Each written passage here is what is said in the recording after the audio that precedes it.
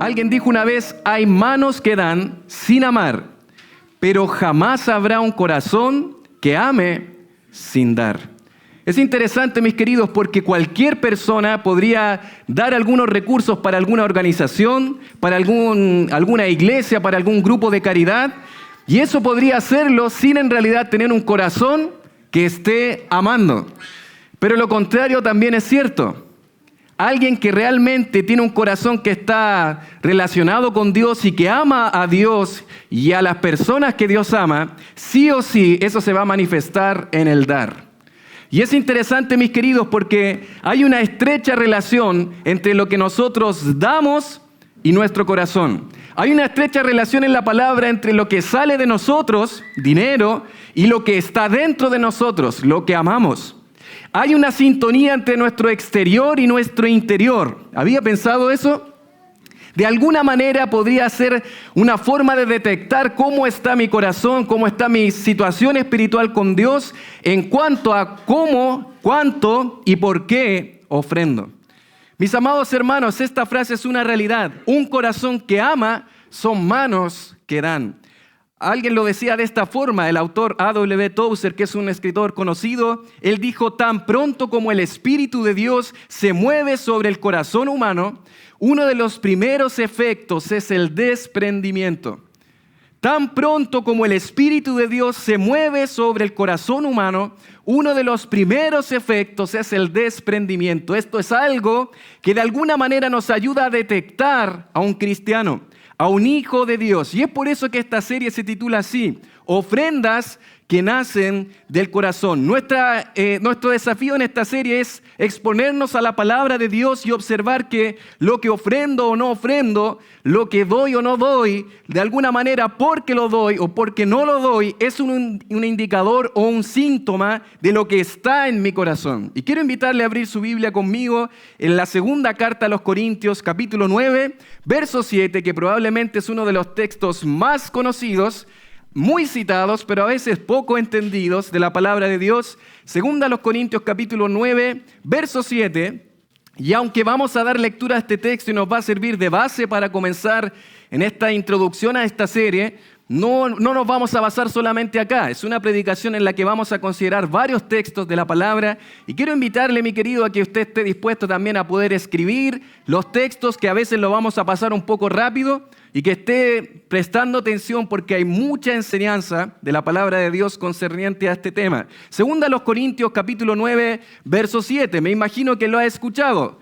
Dice así la palabra del Señor. Vamos a leerlo todos juntos. 1, 2, 3.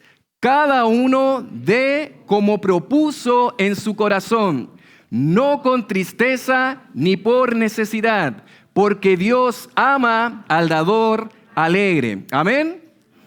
Qué precioso texto, mis amados, un texto muy citado en la palabra, pero poco comprendido. El apóstol Pablo se está dirigiendo en esta segunda carta a los Corintios, capítulos 8 y 9, va a hablar justamente con relación a las ofrendas, porque se estaba levantando una ofrenda para los pobres hermanos en Jerusalén que estaban pasando momentos difíciles, quienes fundaron varias iglesias locales, ahora estaban en penurias económicas y necesitaban el apoyo práctico de otras iglesias. El apóstol Pablo en este contexto va a hablar de varias cosas interesantes, pero en este pasaje en particular hay algo que nos atañe con respecto a esta serie.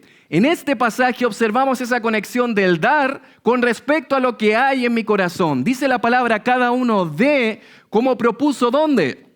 En su corazón. Y es interesante que esa palabra propuso que observamos acá es una palabra interesante que no se encuentra en ninguna otra parte del Nuevo Testamento en el texto original. Y eso obviamente nos dificulta poder saber bien a qué se refiere esta palabra. Pero es interesante que en el griego clásico sí se ha utilizado este vocablo. Un filósofo griego llamado Epícteto en el siglo I utiliza este vocablo para hablar de la facultad de elegir libremente o la esencia de la libertad cristiana. De manera similar, Filón de Alejandría, un judío helenista de trasfondo griego, contemporáneo con Pablo, utiliza esta palabra de la siguiente manera, y él dice, es el acto voluntario que refleja la intención moral y la devoción sincera. Y esa es un poco la idea de la palabra. Esta palabra habla de una acción voluntaria. Es lógico suponer que Pablo no está hablando acá de algo que ellos obligadamente debían hacer, porque de hecho Pablo los está animando a hacerlo con algo que se proponga desde el corazón. Hace referencia a un plan de acción premeditado que se hace de corazón y de forma voluntaria. Desprendernos de algo. Y para poder dejar aún más claro, Pablo va añadiendo palabras para que quede más clara la idea. Esto es algo voluntario, algo que alguien se propone en su corazón, pero Pablo añade otras palabras. Dice, no por tristeza. ¿A qué se refiere eso? No por remordimiento, es decir, di y después me arrepentí. ¡Uy!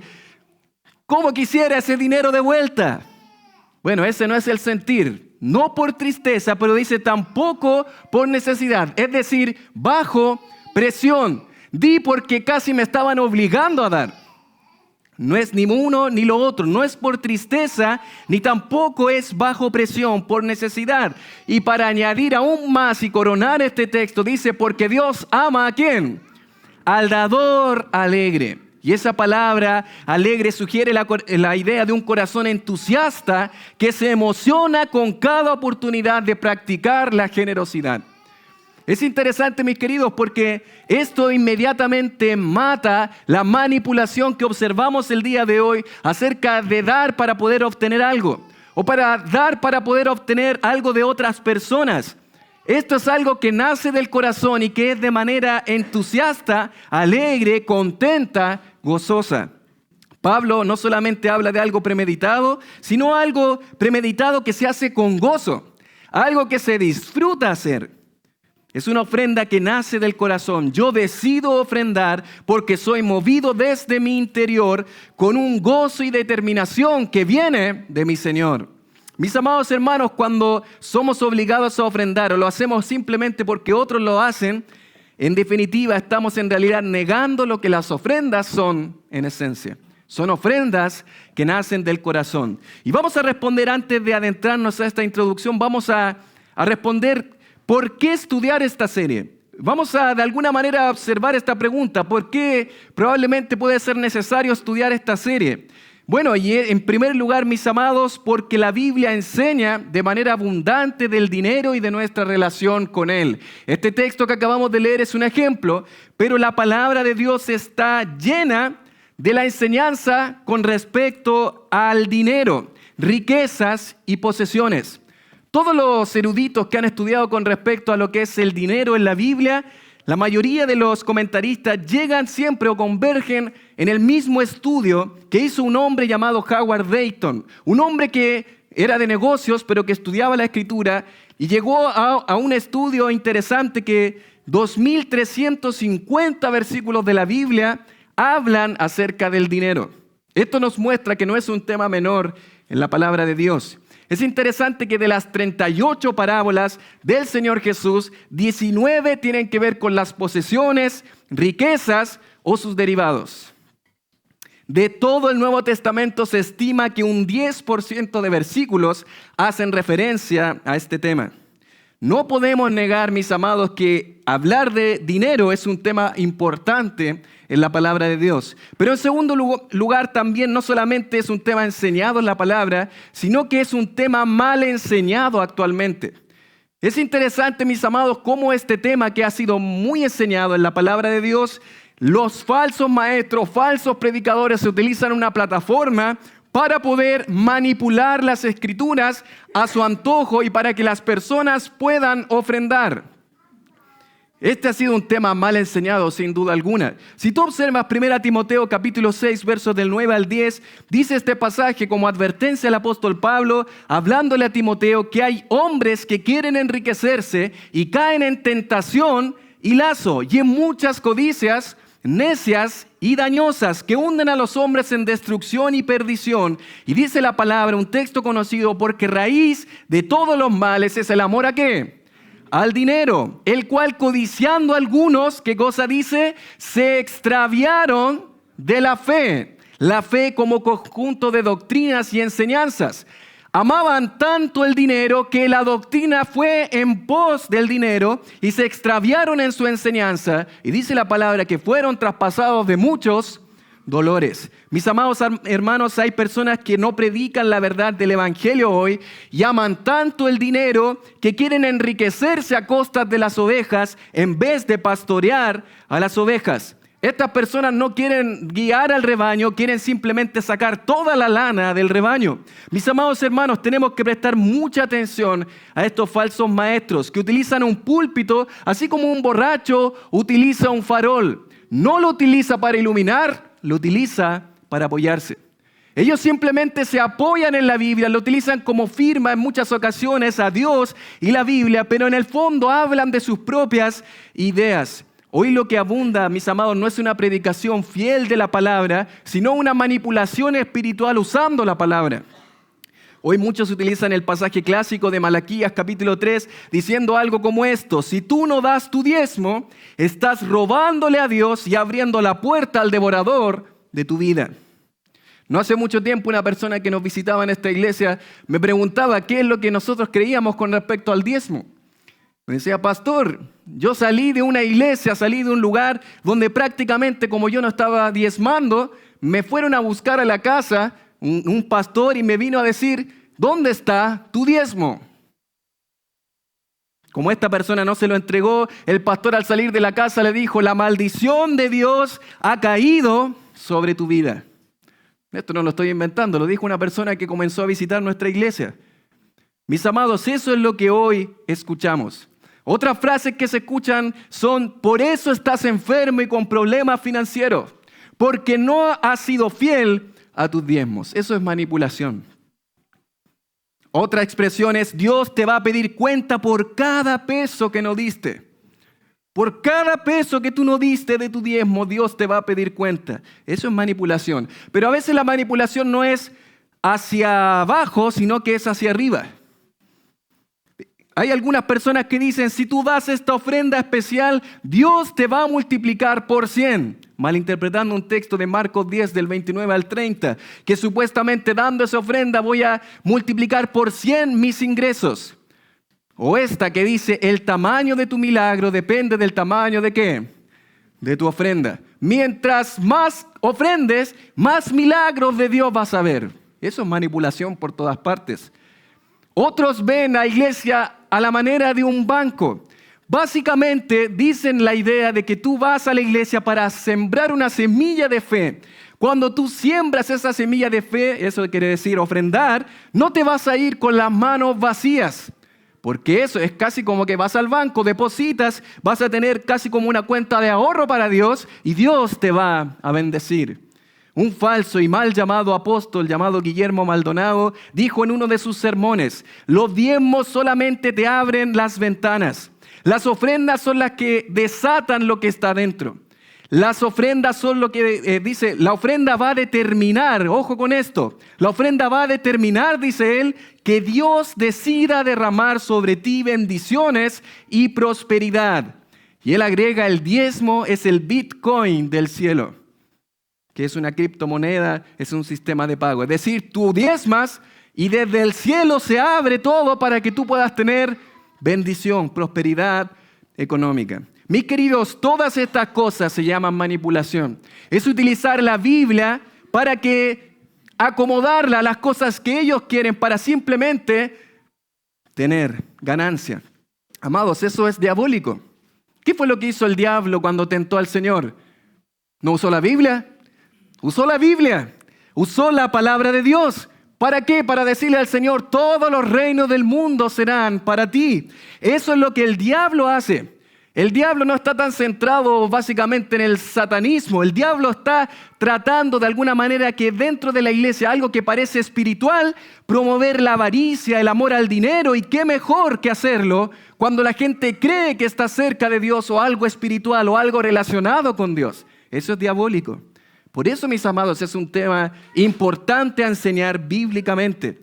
Otra tercera razón es porque hay otro extremo. ¿Cómo se ha manipulado tanto con respecto a este tema? Llegamos al extremo muchas veces a ignorar este tema y no querer enseñarlo.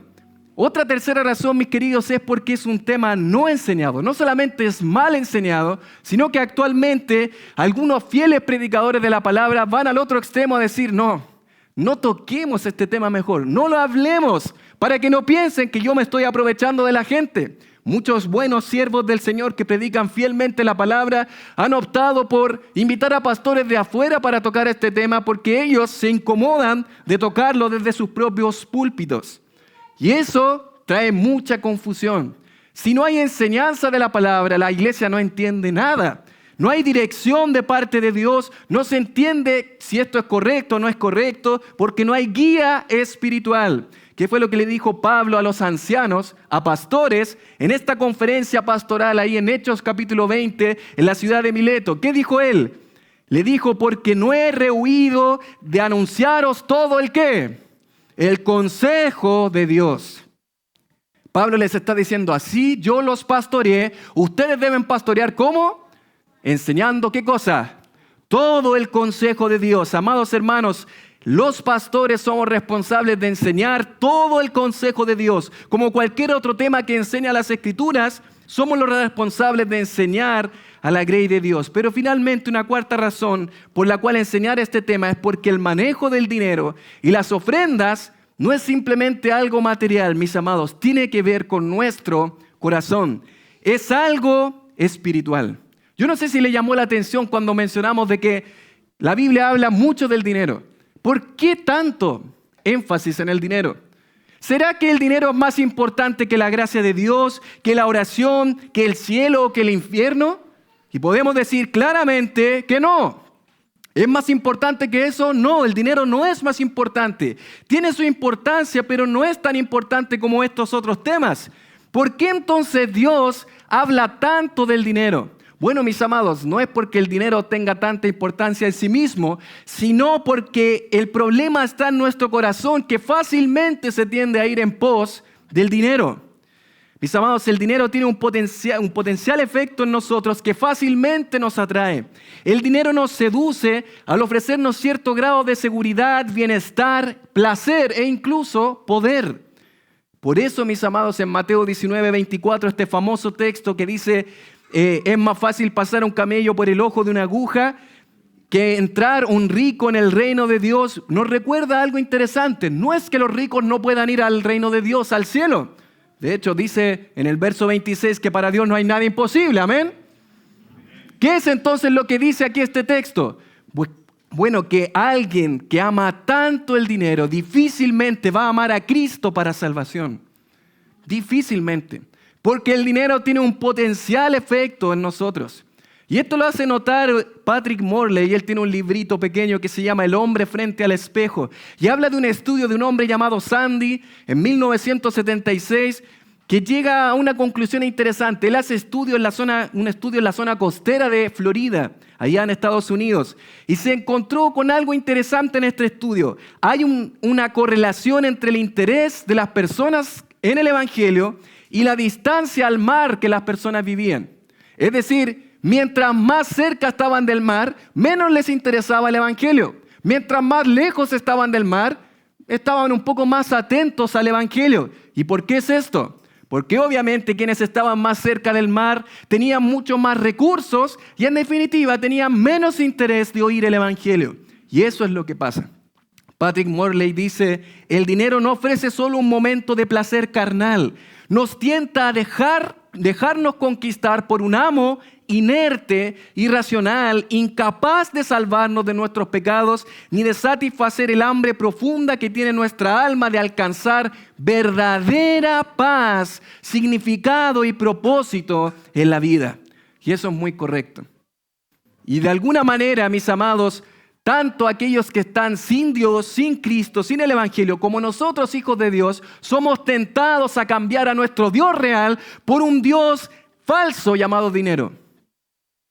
Y es por eso que Mateo 6:24 nos dice, ninguno puede servir ¿a qué? A dos señores, porque o aborrecerá al uno, o amará al otro, o estimará al uno y menospreciará al otro. No podéis servir ¿a quién? A Dios y a las riquezas. No se puede. Ambas cosas juntas no se puede. Por eso, mis amados hermanos, vamos a considerar en esta oportunidad, dicho todo lo anterior, en esta oportunidad vamos a cimentar las bases o los fundamentos de lo que las Escrituras enseñan tocante a las ofrendas. En esta oportunidad, mis amados, mi propósito en este sermón es que podamos dejar claro el fundamento de lo que la Biblia enseña con respecto a las ofrendas. Y vamos a considerar juntos fundamentos generales de las ofrendas de la Biblia a nuestro corazón. Y vamos a observar 3 fundamentos generales de las ofrendas. 3 fundamentos a la luz de la palabra. Vamos a hablar de premisas generales, vamos a hablar de principios generales y vamos a hablar de problemas generales. Vamos a responder 3 preguntas. ¿Qué es ofrendar? En segundo lugar, ¿por qué ofrendar? Y en tercer lugar, ¿por qué no ofrendo? De la Biblia a nuestro corazón. Y vamos a considerar en primer lugar, el primer fundamento que observamos en la palabra son premisas generales para nuestros corazones. Premisas generales para nuestros corazones. ¿Qué es ofrendar? Y hay 2 premisas que yo quiero considerar contigo en esta tarde. Y esto es lo más básico que todos debemos conocer en la palabra. ¿Quién es el dueño verdadero de nuestros recursos? Eso pareciera una contradicción en sí mismo. El dueño verdadero de nuestros recursos. Si yo estoy diciendo que son mis recursos, bueno, son míos. Pero vamos a observar que el dueño verdadero de nuestros recursos no somos nosotros, es el Señor. Amén. Él es el dueño, mis amados, de todo lo que usted y yo poseemos.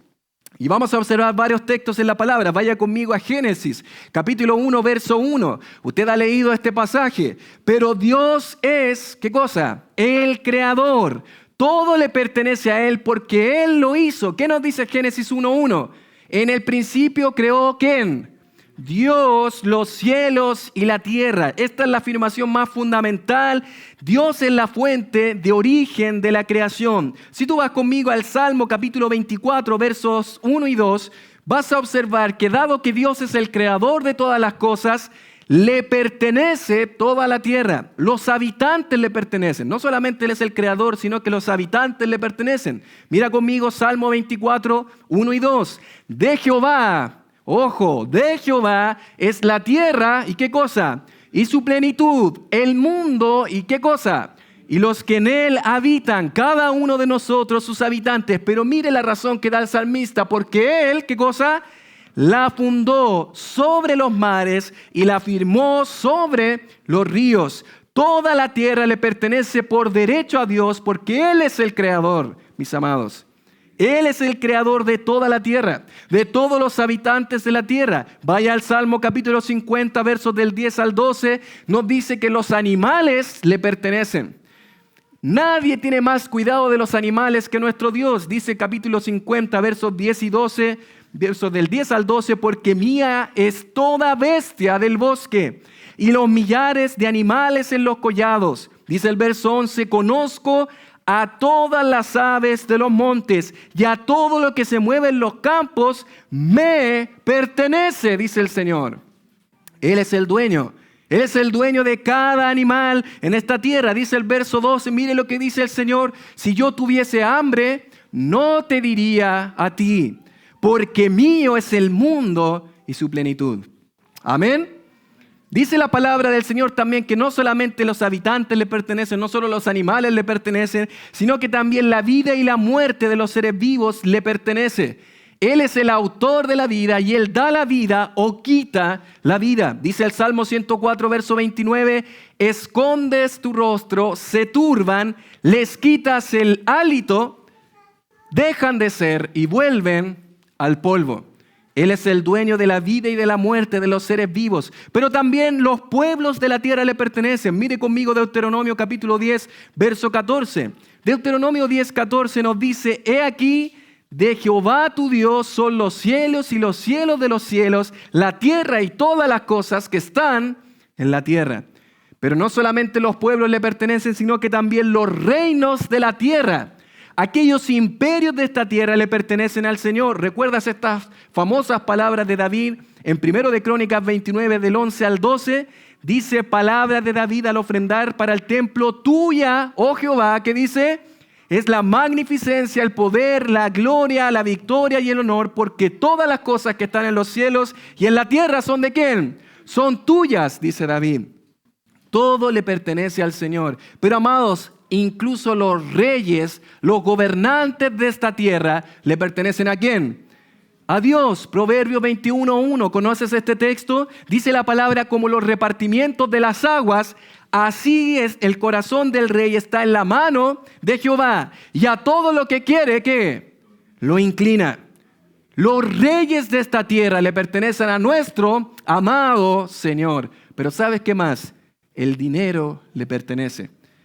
Ageo capítulo 2, verso 8. ¿Recuerdas tú al profeta Ageo que junto al profeta Zacarías, en el tiempo post-exílico, después de que el pueblo había vuelto a su tierra, ya habían de alguna manera recibido instrucciones de reconstruir la casa de Dios y tuvieron todos los materiales? Pero Ageo y Zacarías vienen a denunciar al pueblo de Israel porque ellos, en vez de construir la casa de Dios, estaban construyendo sus propias casas.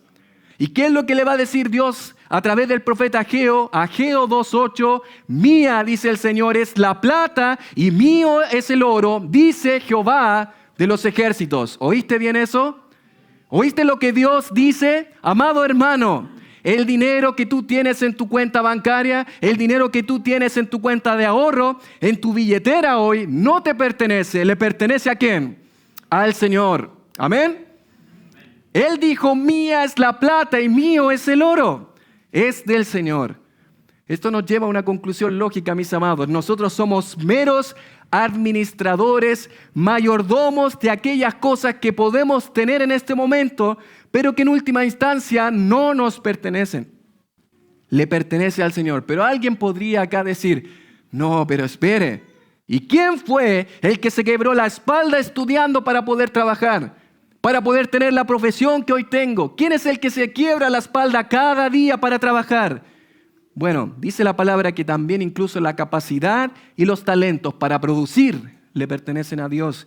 Deuteronomio capítulo 8, versos del 17 al 18. ¿Recuerdas aquí Dios hacia la segunda generación que iba a entrar a la tierra prometida? ¿Qué le dijo el Señor?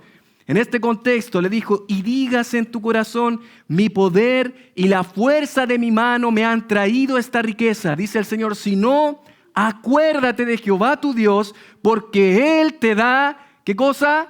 Poder para hacer las riquezas. Mi querido, incluso la capacidad intelectual para trabajar, incluso la capacidad intelectual para obtener una profesión, todo ha sido de Dios. Todo ha sido la obra de Dios en tu vida. Y claro que hubo esfuerzo, claro que hubo sudor de nuestra frente, pero todo eso en última instancia ha sido la gracia de Dios en tu vida. Mis amados hermanos, es Dios, es la obra de Dios, es su gracia en nuestra vida la que nos permite hoy tener poder para hacer riquezas. Eso dice este texto. Mi querido hermano, tú podrías incluso hoy pensar: no, pero yo ya tengo mi título profesional, con esto yo ya estoy asegurado para mi vida. No lo sabes. No estás seguro de eso. No estás seguro cuánto tiempo podrías tener quizás tus sentidos para poder trabajar y para poder producir. No lo sabes. Incluso un hombre llamado Nabucodonosor en Daniel capítulo 4, en alguna ocasión él dijo estas palabras: esta es mi, ¿qué cosa? Babilonia, que yo edifiqué con mi mano y con mi poder. Tan pronto estaba la palabra en su boca y Dios le dijo: todo esto ha sido quitado de ti. Mi querido, así como Dios te dio algo, te lo puede quitar hoy mismo. No creas que ha sido tu propia fuerza, tu propia capacidad. Todo ha venido de parte de nuestro Dios. Mi querido hermano, cuidado con creer que todo lo que tienes te pertenece o que lo has logrado por tus propias fuerzas.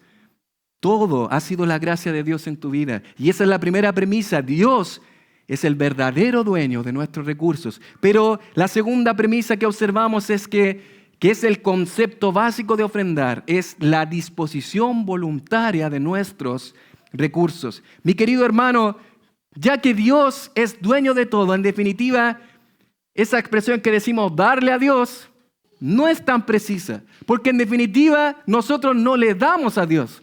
Ha sido Dios el que nos ha dado a nosotros. Y nosotros simplemente administramos recursos y tenemos el privilegio de ofrendar y dar en relación a lo que Él nos ha dado.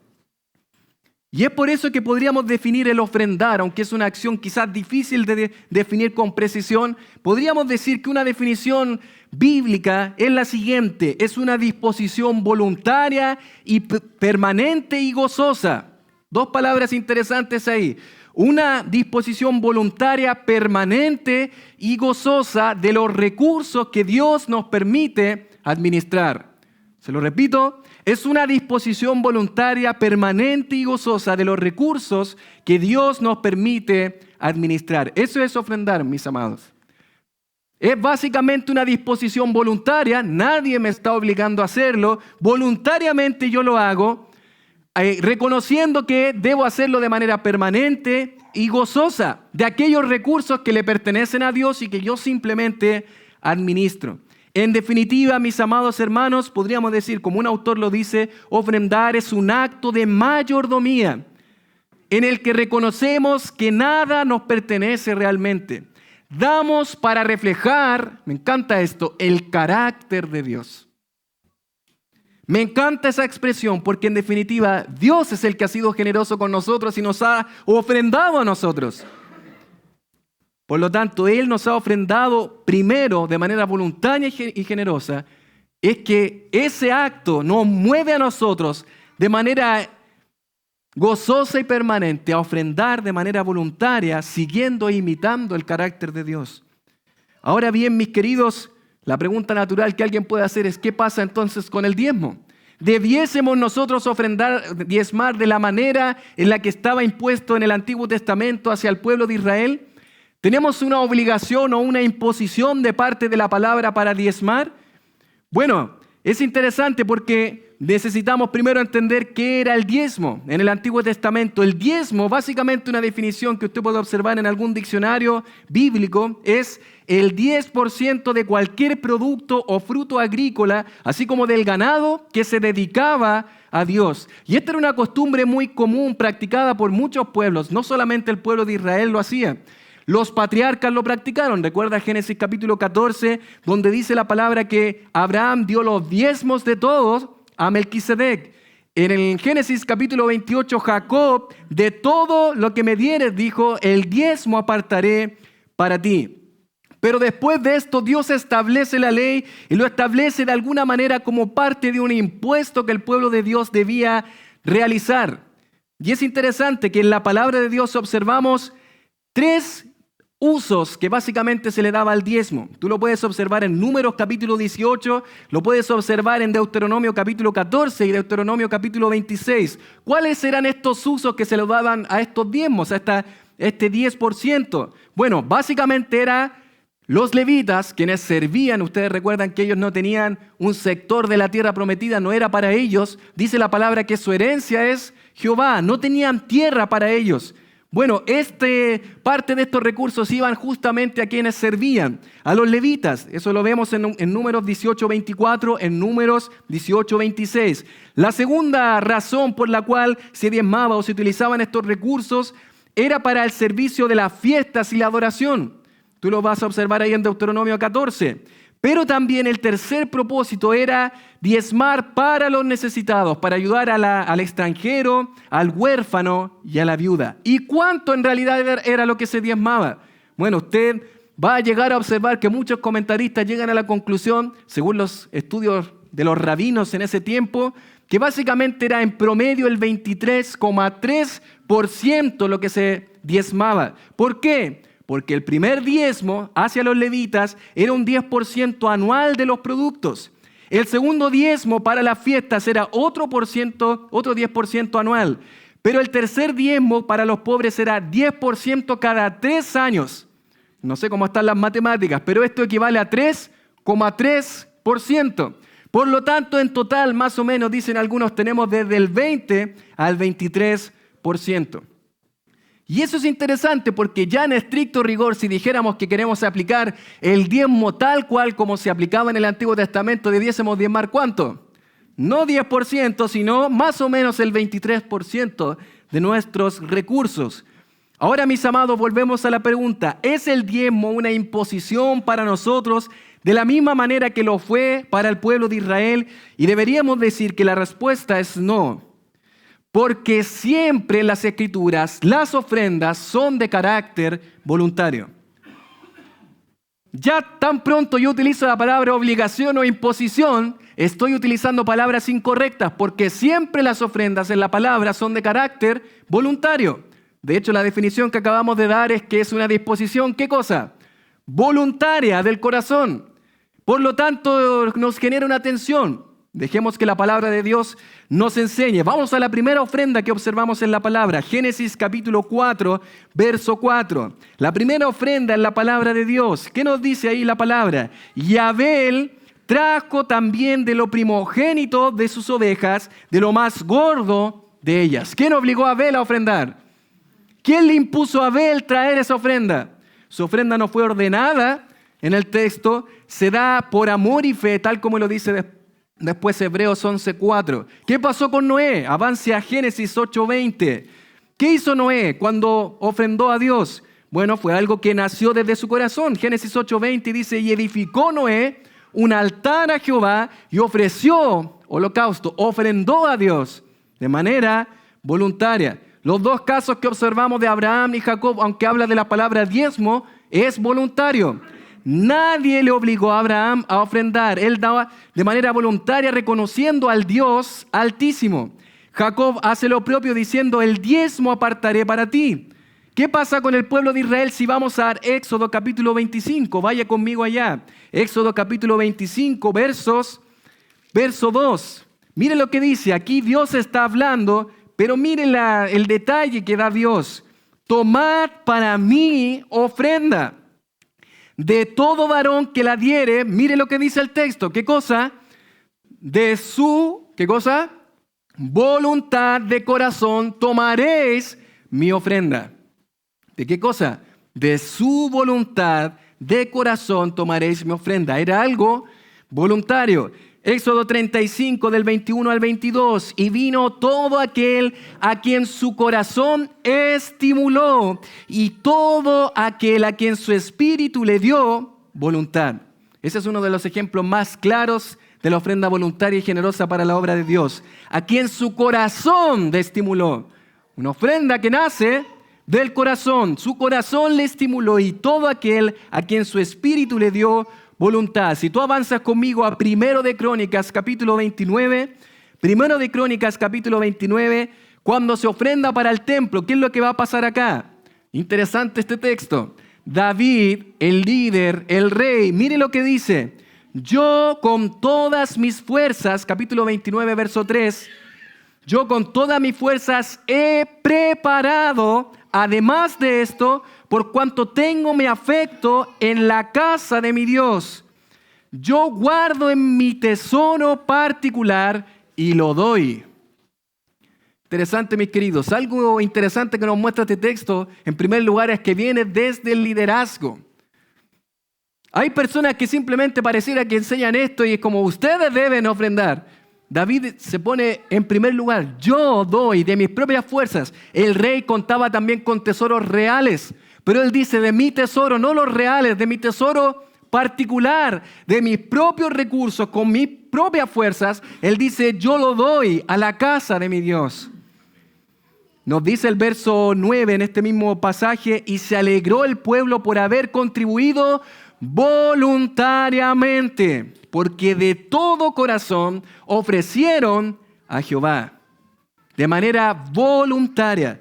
Si tú observas el caso de Esdras, el segundo templo, recuerda que el templo de Salomón fue destruido, Esdras en el retorno, Esdras capítulo 2, versos del 68 al 69, tú vas a observar en este pasaje que Esdras va a hacer lo mismo.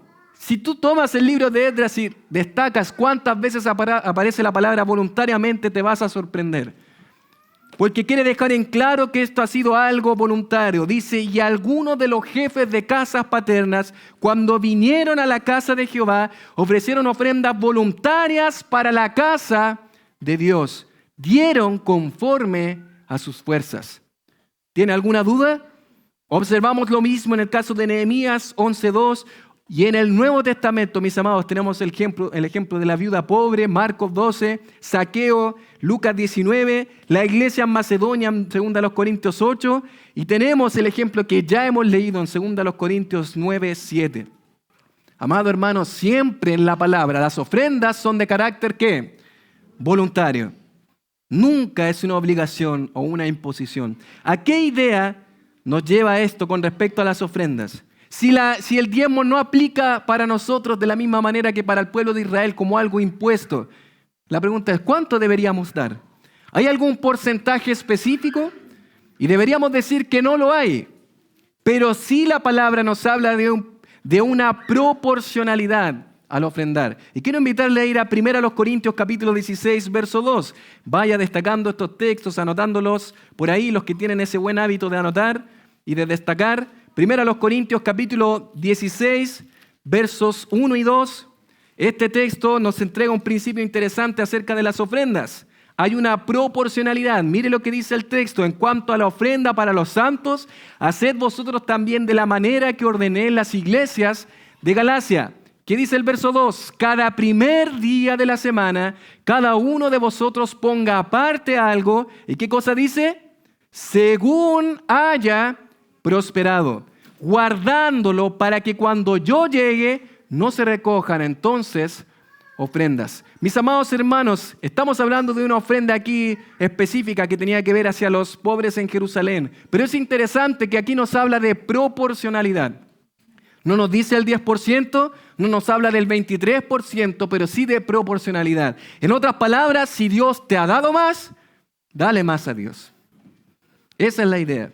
Eso, mis amados, nos habla de que si en realidad el diezmo lo trajéramos para este tiempo, podríamos pensar el 10% de nuestros ingresos quizás no es algo impuesto, pero deberíamos concluir que sí es una buena medida, porque habla de proporcionalidad. Las ofrendas, mis amados, es algo voluntario que nace del corazón de un hijo de Dios, con gozo y con alegría, pero es en proporción a lo que Dios nos da. ¿Es entonces una buena medida el 10%? ¿Tener el hábito de dar el 10% para Dios? Si es algo de manera voluntaria, de manera gozosa y permanente, amén. Pero no como una imposición que desde acá se haga hacia las personas. Porque hay personas que han manipulado con esto, imponiéndolo sobre otros. Y eso no es así. Es una ofrenda voluntaria. Pero deberíamos decir, mis amados, el 10% podría ser una buena referencia. Pero déjenme decirles que no como tope, sino como base. Tal como lo dice un autor llamado Donald Whitney, él dice, dar el 10% de su ingreso bruto no significa necesariamente que usted haya cumplido con la voluntad de Dios. Él dice, el 10% no es el techo hasta donde se debe llegar la ofrenda, sino el piso desde el cual podría crecer. Mis amados hermanos, creo que ese es un buen principio. ¿Debemos nosotros obligadamente imponer acá algo así? No, porque es un acto voluntario que viene del corazón. Pero sí, el 10% podría ser una buena medida desde donde comenzar. Podría ser un buen piso, no un buen techo. Podría ser un buen piso desde donde comenzar. Personalmente, mi hábito, incluso desde antes de casarme, fue siempre este. Desde que comencé a trabajar, el 10% de mi ingreso mensual, ni lo dudaba, eso era lo primero, eso es para ti, Señor. Y desde ahí en adelante esa ha sido mi práctica. Desde ahí comienzo, desde el 10% que yo le doy al Señor, lo demás puedo agregar otras ofrendas para el Señor, pero esa es la base. Esa ha sido mi convicción personal, pero esa es una decisión personal que cada uno debe tomar delante del Señor. Y mis amados hermanos, nos surge la siguiente pregunta. Si esto viene del corazón, si es un acto voluntario, ¿qué puede llevar a un hijo de Dios a desprenderse de manera voluntaria y gozosa de sus recursos para decidir ofrendar a Dios el 10 o más % de su ingreso? Bueno, eso nos lleva a nuestro segundo fundamento en este texto, que tanto el segundo como el tercero serán mucho más breves, que es responder a la pregunta ¿por qué ofrendar? Hemos visto qué es ofrendar, pero responderemos a la pregunta ¿por qué ofrendar? Y quiero compartir con ustedes principios, no solamente premisas generales, sino principios generales para nuestros corazones. No solamente qué es ofrendar, sino también por qué ofrendar. Y quiero compartir con ustedes 4 razones por las cuales los hijos de Dios bíblicamente debiésemos ofrendar. Y la primera, mis amados, es la razón más importante y más vital. Y quiero invitarles a ir ahí a 2 Corintios, capítulo 8, versos 9, 8 y 9. Es interesante porque, mis amados, esta es la razón más importante que a un hijo de Dios debe moverle su corazón para poder ofrendar voluntariamente a Dios. 2 Corintios capítulo 8, usted recuerda que Pablo aquí coloca como ejemplo a los hermanos de Macedonia hacia los corintios, diciéndole: Corintios, miren cómo ellos ofrendaban a Dios. Ellos lo hacían de una manera increíble. Si tú miras capítulo 8, verso 1, les dice a estas iglesias de Macedonia desde el verso 2 que en grande prueba de tribulación la abundancia de su gozo y su profunda pobreza abundaron en riquezas de su generosidad. Estas personas no eran personas que tenían muchos recursos, eran personas que tenían pobreza, pero aún así en esa pobreza ellos se gozaron de dar. Y uno puede preguntar, ¿y cómo? ¿Cómo es que alguien puede moverse de esa manera al punto que nos dice el verso 4 que les pedían con muchos ruegos el participar de esta ofrenda? ¿Cómo alguien puede moverse de esa forma gozosa para poder dar?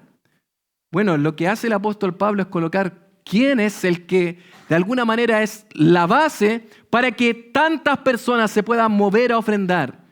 Y mis amados, y yo quiero preguntarle a usted, ¿cuál ha sido la mayor ofrenda que Dios nos ha dado para que nuestros corazones se muevan a ofrendar de esa forma permanente y gozosa? ¿Cuál ha sido esa mayor ofrenda?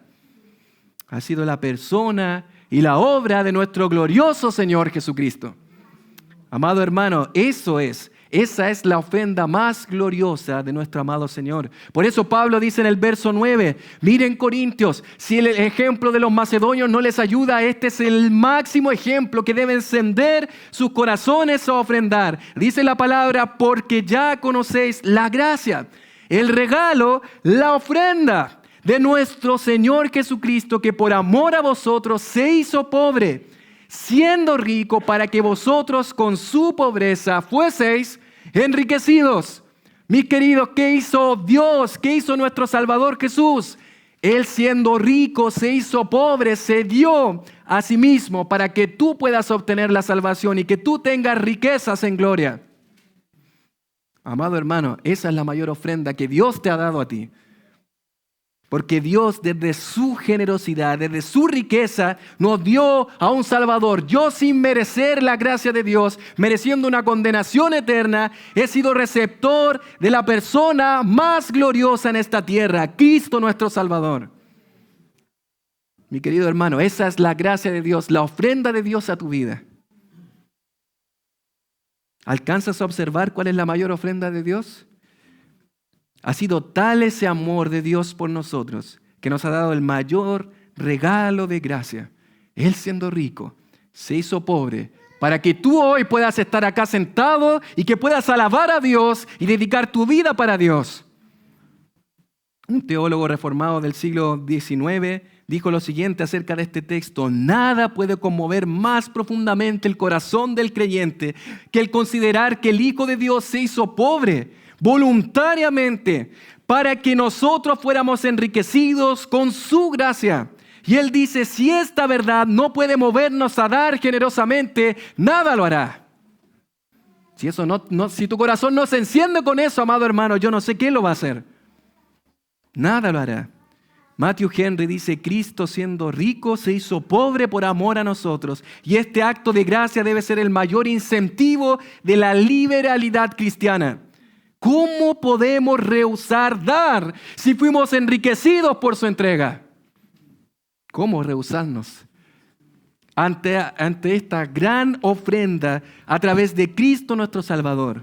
Por eso, mis amados, déjenme decirles que aunque la ofrenda es un acto de disposición voluntaria, grábese esto en su mente: es imposible que un verdadero hijo de Dios no tenga el hábito permanente y gozoso de ofrendar. ¿Lo tiene? Aunque ofrendar es una disposición voluntaria del corazón, es imposible que un verdadero hijo de Dios no tenga el hábito permanente y gozoso de ofrendar. Es imposible.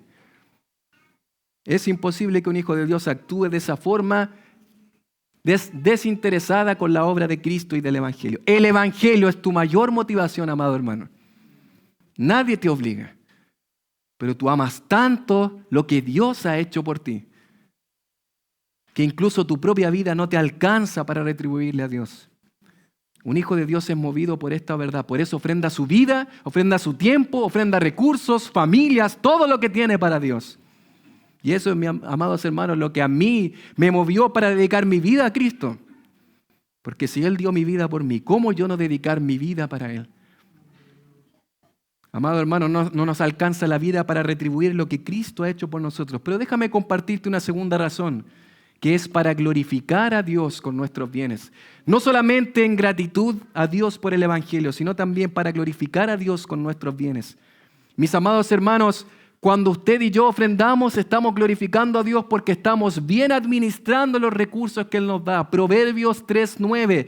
Honra al Señor con tus bienes y con las primicias de todos sus frutos. Esa palabra honra habla de básicamente dar peso o atribuir valor a alguien. Cuando ofrendamos, ¿qué estamos diciendo? Señor, tú eres más valioso para mí que mi dinero. Tú eres mayor. Yo te amo a ti más que a lo que tengo. Eso es honrar a Dios. Eso es glorificar a Dios. Señor, tú eres lo más importante en mi vida. Eso es glorificar a Dios con nuestros bienes. Honra al Señor, amado hermano. Con tus bienes, honra con lo que Dios te ha dado.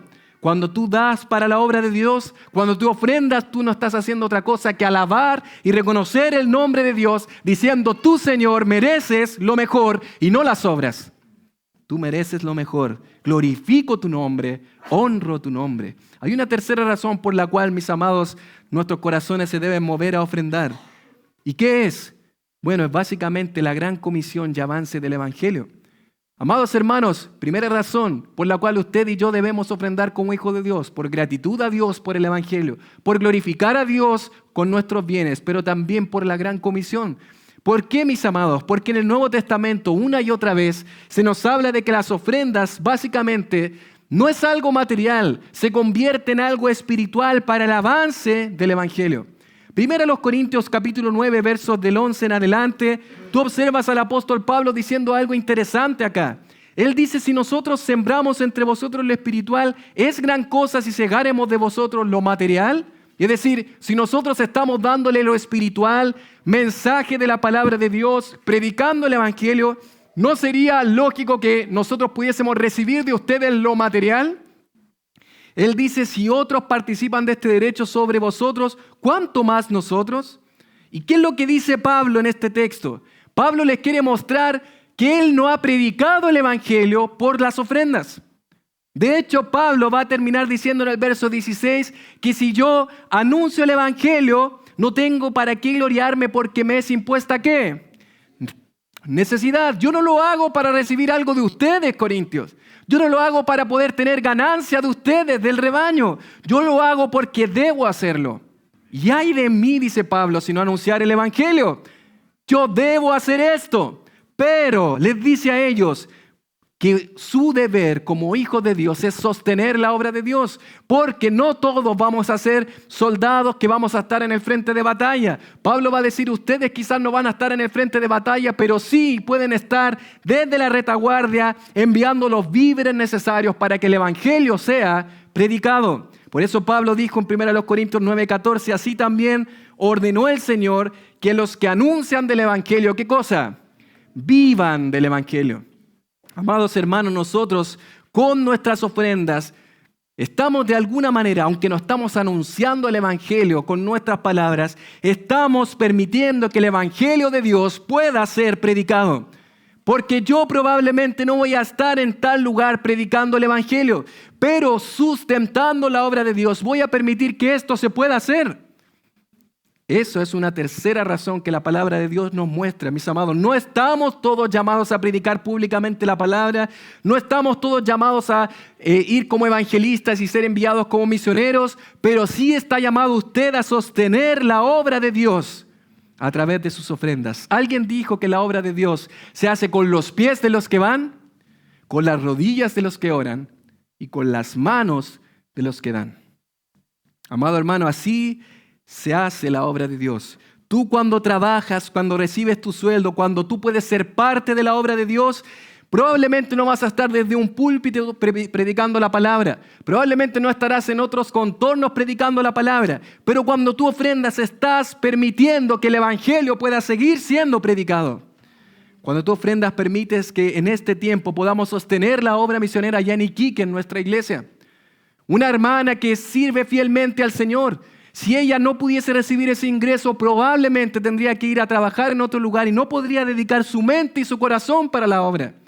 Cuando tú ofrendas, permites que podamos avanzar para en algún momento poder construir y edificar un lugar de adoración donde almas puedan conocer a Cristo como Señor y Salvador. Y tú puedas decir, yo participé en esto por la obra de Dios.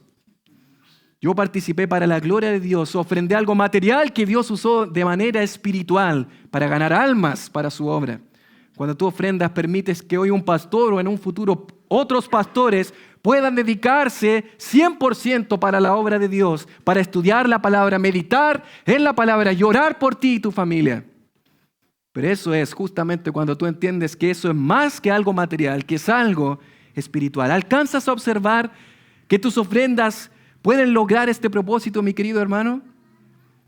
Bueno, mis amados, hay una cuarta razón, y es que cuando nosotros ofrendamos también estamos siendo fieles administradores de Dios.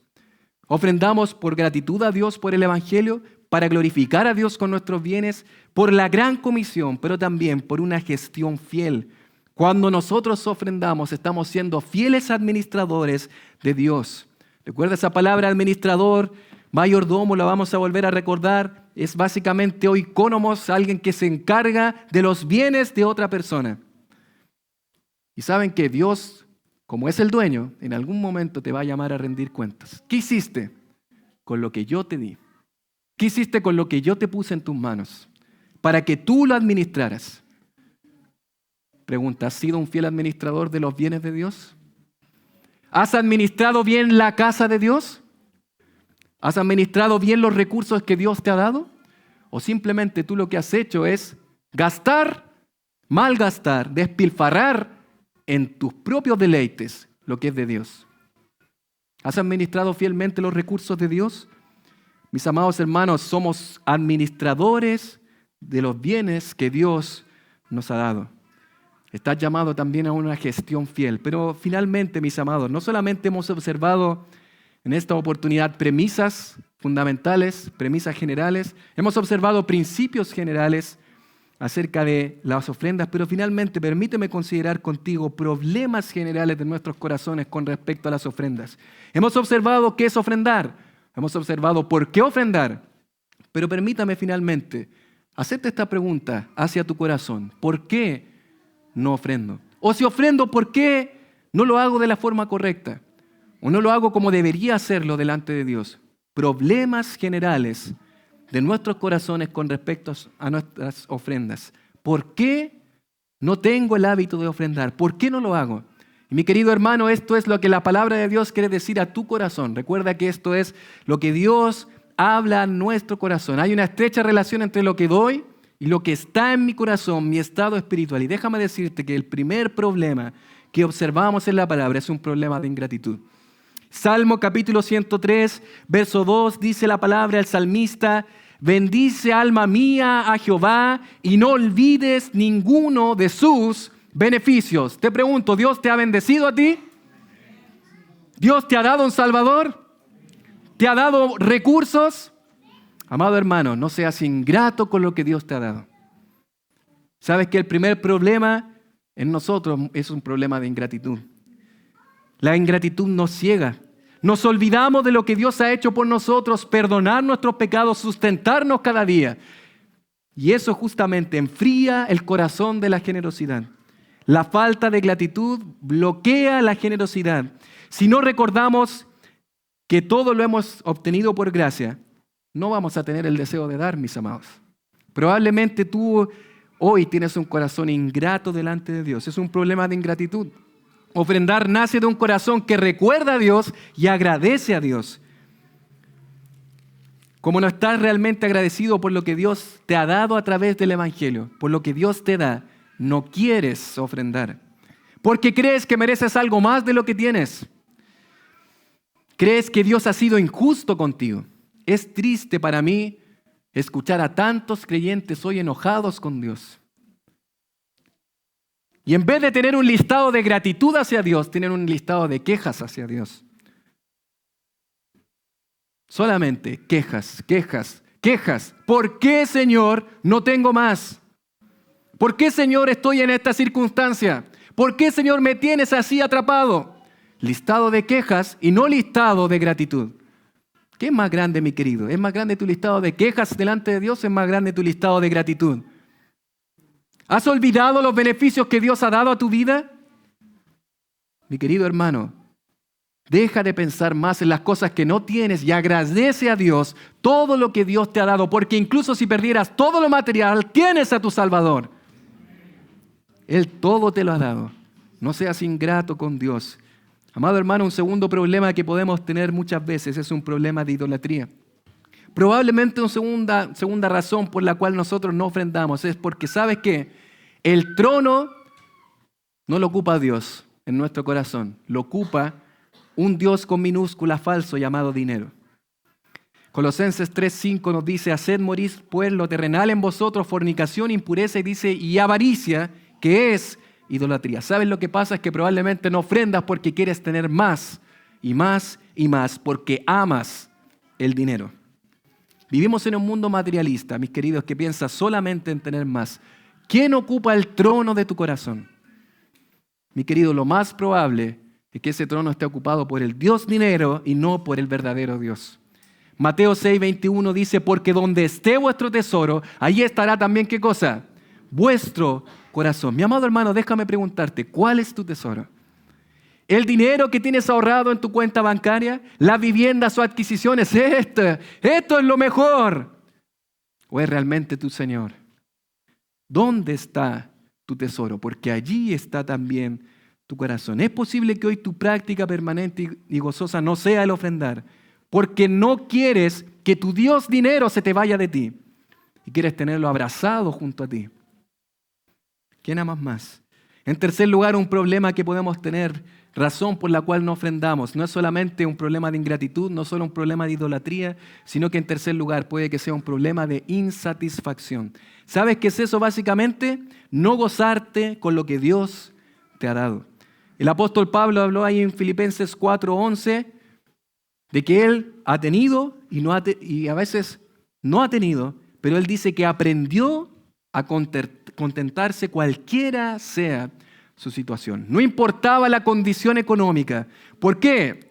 Porque Cristo era su máxima satisfacción. ¿Qué nos dice Filipenses 4:13? El texto más conocido y más malinterpretado. ¿Qué nos dice? Todo lo puedo en Cristo que me fortalece. Pablo dice, Cristo es mi satisfacción plena, no importa lo que esté pasando.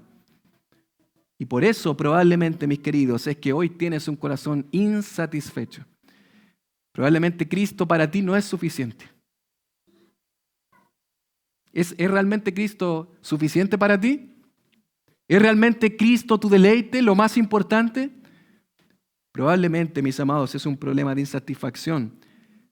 Probablemente hoy no quieres ofrendar porque en realidad no amas a Cristo como deberías amar a Cristo.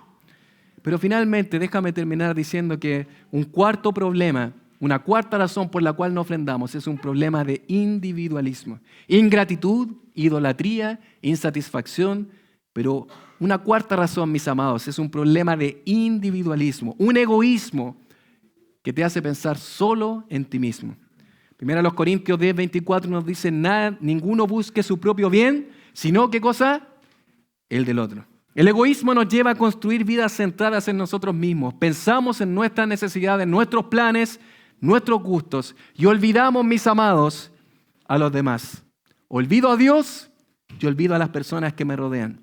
Cuando el individualismo gobierna, dejamos de ver las necesidades de otros y la obra de Dios, la obra del reino, y por lo tanto dejamos de ofrendar. Mi querido hermano, ¿será que hoy no estás ofrendando porque lo único que haces es pensar en ti?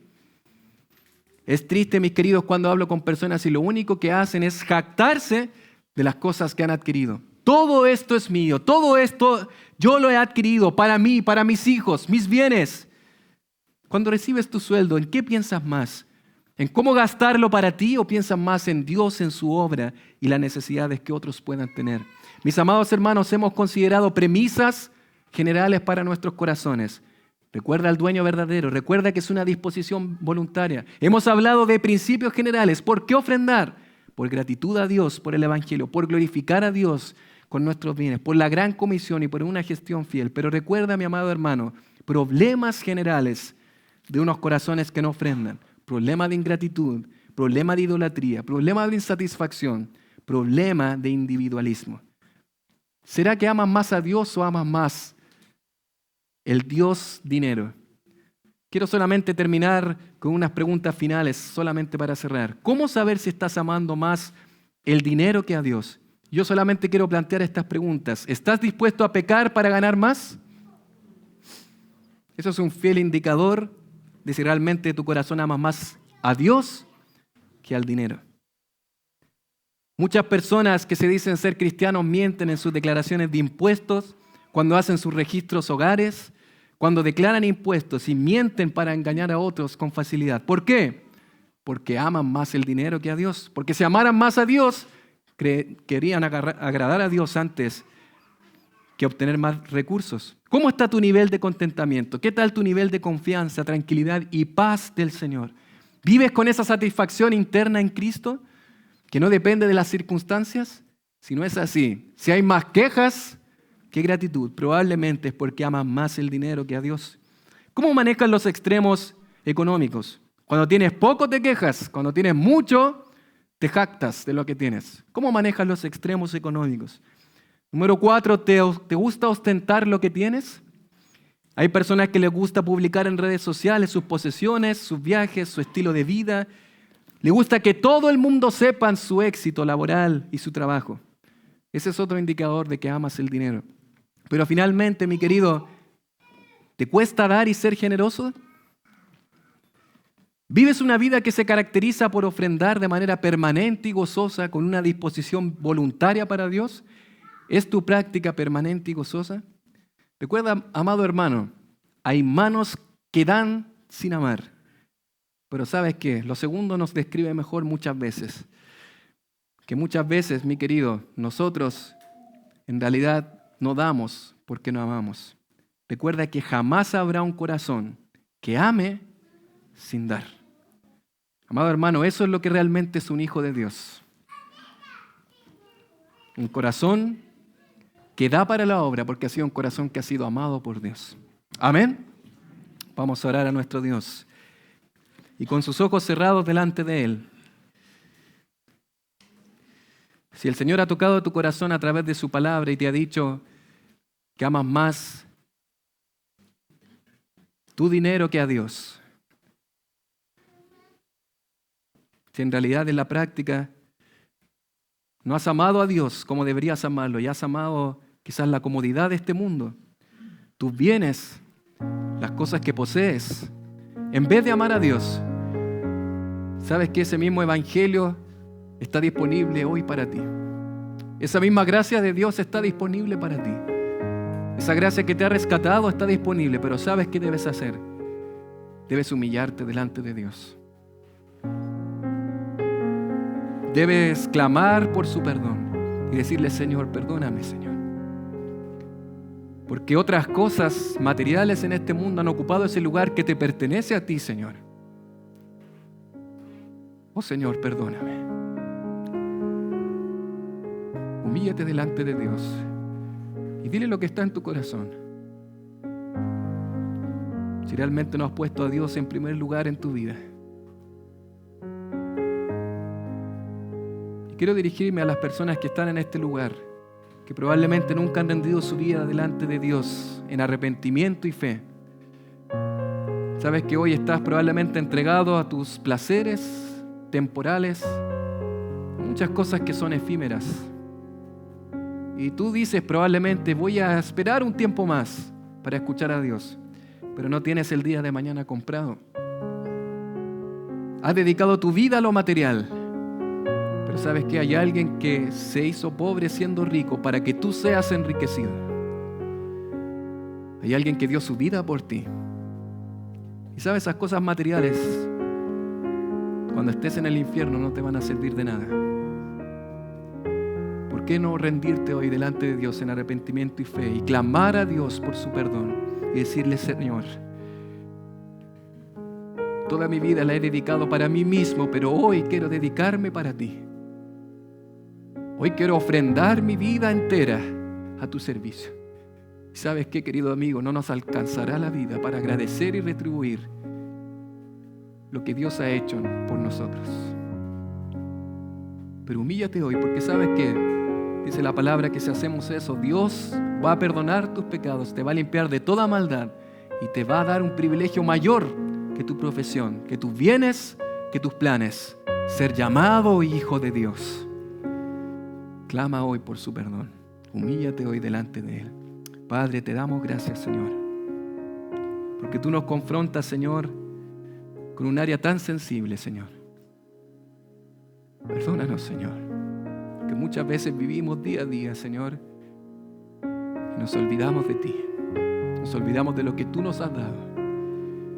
Nos olvidamos de que todo lo que tenemos te pertenece, Señor. Perdónanos, Señor, y ayúdanos. Si hay un corazón hoy que realmente no te ama y ama más otras cosas que a ti, ayúdanos a humillarnos y a contar con esa gracia que tú dispones hoy para nosotros, Señor. Padre, yo te ruego por cada uno de mis hermanos y hermanas que están acá, que estemos conscientes, Señor, que todo lo que hacemos, todo lo que tenemos, proviene de tu mano generosa, Señor. Padre, gracias por enseñarnos, gracias por instruirnos. Te alabamos y te agradecemos por Cristo nuestro Salvador, el mayor tesoro que puede existir, nuestro amante Salvador. Gloria a Dios por Él. Gracias, Señor. En Cristo nuestro Salvador. Amén.